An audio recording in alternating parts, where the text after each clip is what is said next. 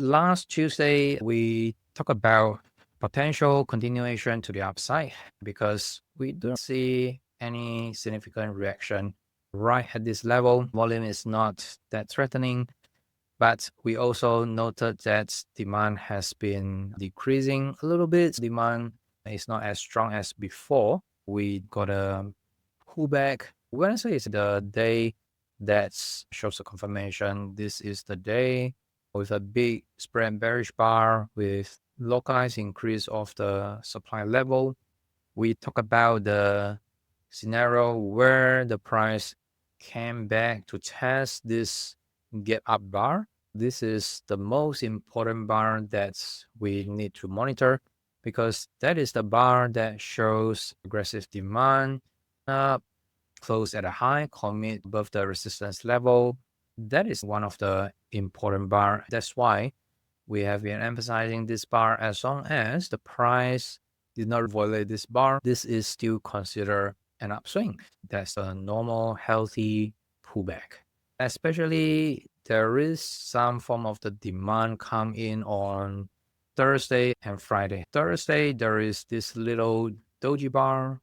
Friday, there is this demand tail. Look at this volume. If we compare Thursday volume together with the Wednesday volume is similar regarding the progress to the downside. If I hover it on Wednesday bar, there's a minus 1.65%, but on Thursday, there's only minus 0.08%. A flat day that's came with similar supply level. With this much supply came in, but it did not push the price down, suggests that there is hidden demand holding up to prevent it from coming down. But we want to see the confirmation, which will be next day. Do we have the confirmation on Friday? Not really. On Friday, there is still a attempt to go down, but immediately got bought up. People see this as some bargain while it's testing this momentum bar to the upside. This pullback already came to test this gamma bar, which is the scenario that we discussed before, is perfectly normal. With this two bar on Thursday, Friday, there's some demand come in, and we want to see the confirmation in the next session.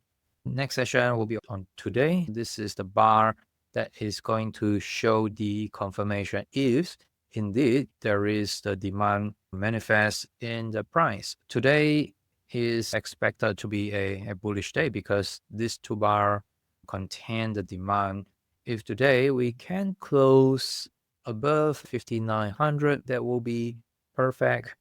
And slightly going back to test the swing high level, 6,000, and probably building up the right handle before the breakout and to test the all-time high level. In terms of the supply level, on Tuesday, this is still relatively healthy, little doji bar, low volume, but on Wednesday, there is commitment to the downside.